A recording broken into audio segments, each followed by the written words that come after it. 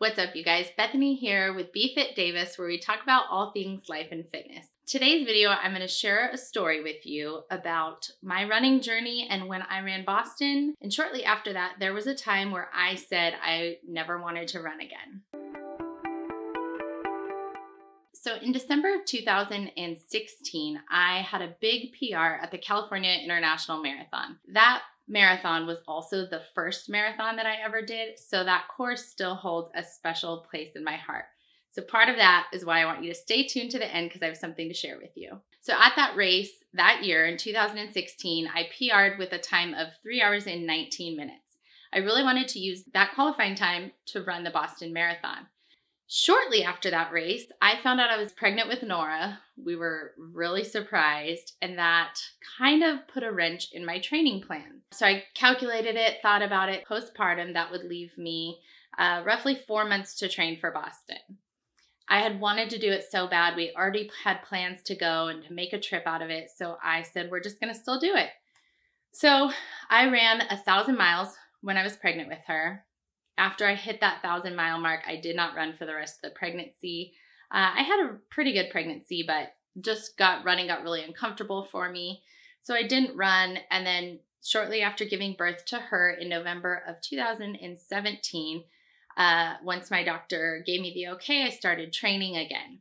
Now, training for a marathon with 4 little ones at home, one of them being a newborn in the dead of winter with a husband that works long hours, is not ideal.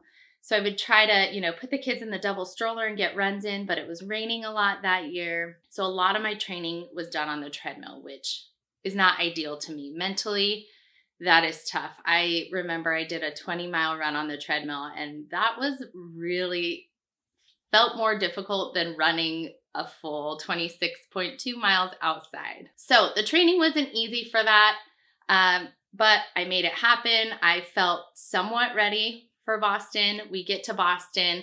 The weather is absolutely insane. And if you live in the Boston area, this is normal to you. But the day we arrived, it was very sunny and nice. We had high hopes that it would be nice for the race. And it turns out the race, it was snowing at the start line, raining throughout, sleet. I mean, we ran through every wind and weather element. It was like gusts of up to 40 miles an hour. I joke and I say I swam the race. The weather was insane. I crossed the finish line. I had we think I had hypothermia. So many runners had to be medically treated that race. It was just an insane year. If you ran it, you know. If you watched it, you know.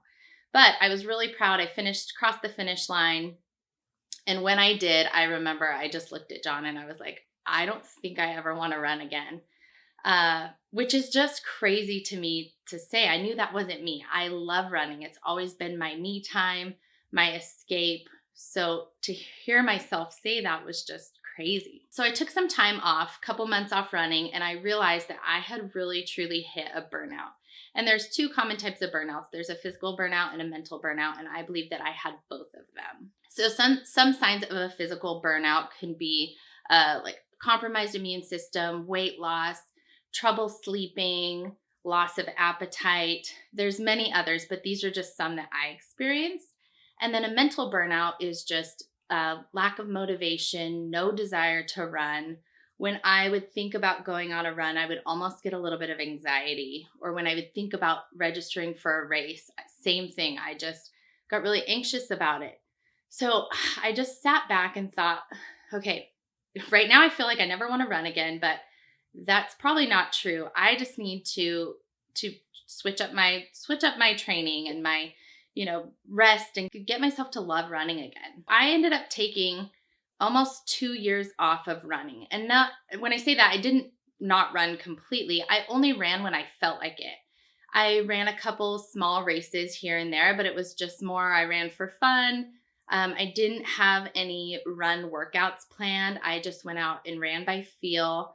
And when I didn't want to run, I didn't run. I focused a lot on my lifting and my fitness, and it was a really nice break. So if you feel like you've hit a burnout, or if you feel burnt out with and this could be your fitness in general, not just running, if you're a swimmer or biker or hiker, if you're feeling this way, I really encourage you to stop and just take a break. Give yourself the break it needs. So the number one thing if you're experiencing physical burnout is you need to allow your body to rest. Overtraining and physical burnout can go hand in hand, and your body needs to rest and be able to recover. And a mental burnout is the same thing. If you're experiencing signs of a mental burnout with running, take a step back and give yourself some grace. Take some pressure off. Run when you feel like it. Try going out running with a friend, maybe taking a step back and walking for a bit, just enjoying the outdoors and finding your passion for running again. Some ways to avoid burnout would be to, first of all, train smart. If you're training smart, you can definitely avoid this burnout. I typically like to think of my training on a year program. So it's really important to avoid burnout to have an off season in your training. So my race, my main goal race has always been the CIM, the California International Marathon in December. So my off season is usually the end of December through like January, February. I have that off season to not run at all if I want, to focus on lifting, to just run when I feel like it. And that helps. But with the Boston Marathon, my training was not smart. I was running a lot alone, which I don't do well. I love to have that community and a training partner. I was running a lot on the treadmill, and I was postpartum. So I had all kinds of hormones going. I was still breastfeeding Nora. So I remember I'd be on that 20-mile run on the treadmill and I'd have to stop to nurse her. And that's just not ideal training. So train smart, have an off season, give yourself the rest when you need, make sure you're fueling right and recovering properly. And then another really important thing I like to do is in the midst of training, have cutback weeks. And usually every 3 to 4 weeks, I give myself a cutback week. And that is just where I reduce the overall mileage for that week by 15 to 20%. And that just allows my body to recover, allows me to mentally kind of recoup and recover and enjoy the shorter mileage before ramping the mileage up again. So these are just a few simple tips to avoid burnout. There's so much more.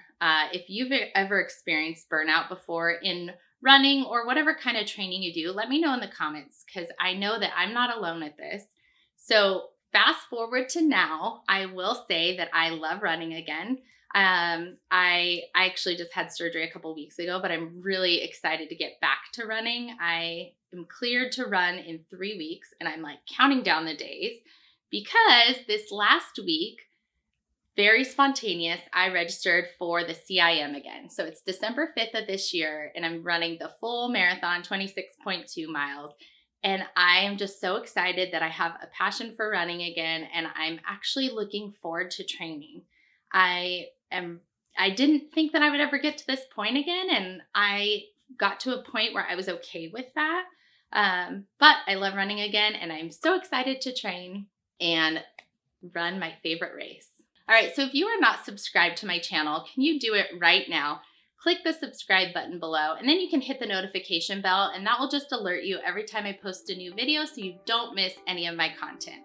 If there's anything that you want to see me talk about or maybe a workout that you want to see, you can leave that in the comments below and I love chatting with you guys.